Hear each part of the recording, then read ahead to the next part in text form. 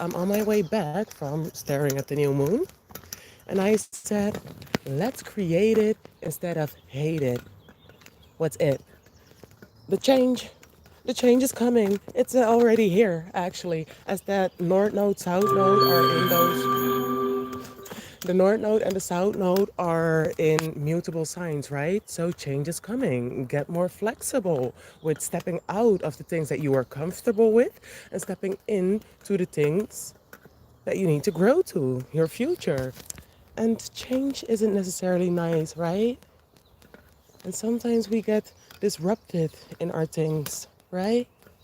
Especially with that Uranus in Taurus. So Taurus doesn't like Uranus. I have all this stable earth underneath me, and all of a sudden I don't. Who does like it? But let's talk about it all. So, what is it all? That grand cross. As the sun and the moon right now, not in a minute or two, but are in that grand cross with Pluto in Aquarius, Mars in Leo, and Lilith in Scorpio. So we have four squares and two oppositions. So those oppositions are actually, well, peak of cycles, right? Like full moons. So now we're here. Can we actually celebrate, or is this something to be emotional about? And we have those squares, and those are actually the important things we like to talk about, especially as they are. This is happening in a in squared in fixed signs. So fixed signs, they don't like change. They don't like to adjust. They want things to be exactly how they are, just like the Taurus, just like this Taurus season.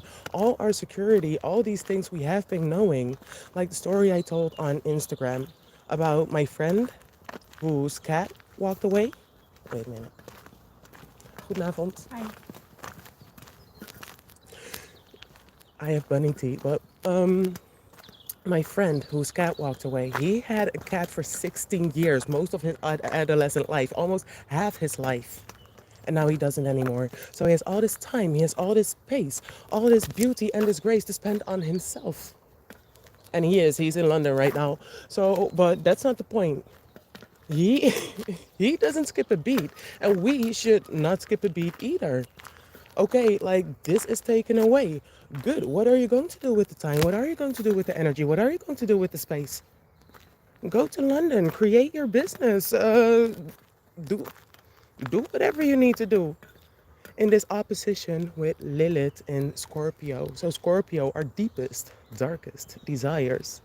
And Lilith is that scorned woman. Something got taken away, and I'm gonna take it away from you.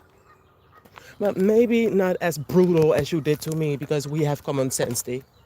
So, with our common sense, how are we going to create? Why create? Because Mars is in Leo. So Mars is the mediator between Lilith and the Sun. The Sun is like, I have this now, and now I'm going to do this with it.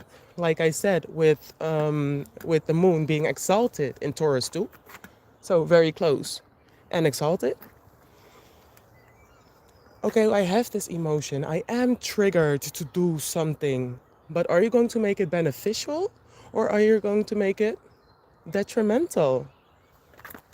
There are two sides of a coin.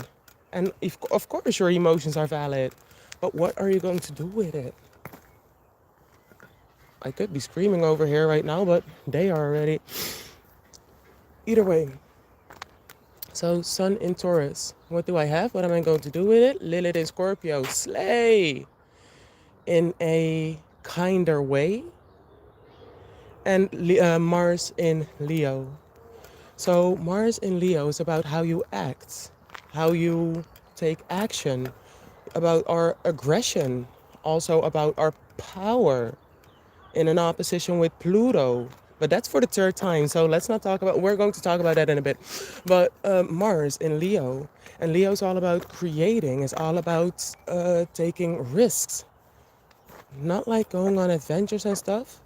You know what it is. You know exactly where to find it. But Leo's all about all those things: creating, taking the risk to be creative, going outside and filming whatever as someone is passing me by. What? Do it. You desire to do something, to be something, to do it. What's stopping you? You have the tools. You have the desires.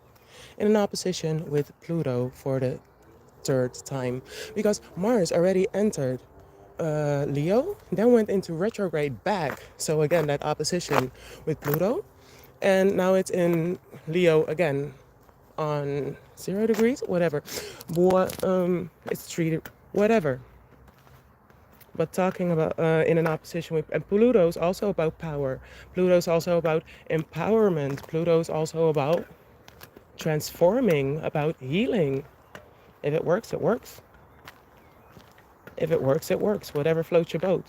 And especially because Pluto is in Aquarius. And Aquarius is a little bit quirky. I have my own knowledge. I know what I'm doing, lady. But do it. What's stopping you? You. Thinking like, oh, people online are going to judge me. Because you're great. Two sides of a coin, right? So one may judge you for this. In your near vicinity, they may judge you like, oh, you're crazy. But in the further distance, and we've been talking about this, go further. If the love is not here, go further. If the love is not here in the Netherlands for me, I will go to Belgium. If it's not in Belgium, I will go to Germany because Germany's nicer. But that's that Grand Cross.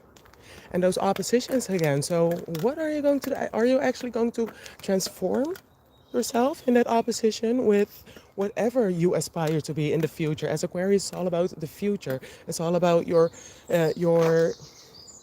inventions. It's all about your intellect, as the power of the intellect in opposition with the power of your creativity. And like I said, oppositions aren't necessarily bad. They can be very beneficial towards us, but it's just these four squares around it which makes it a little obstacles to overcome.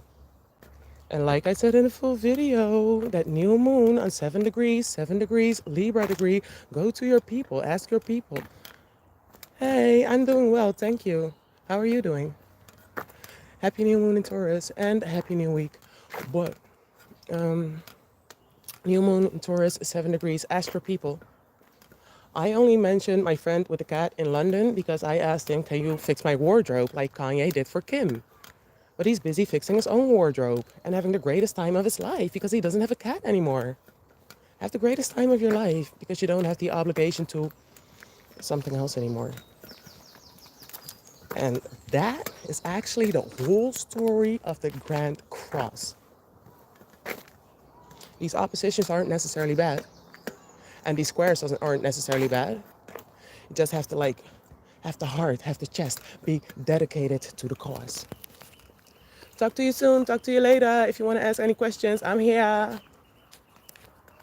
Holla at you, girl.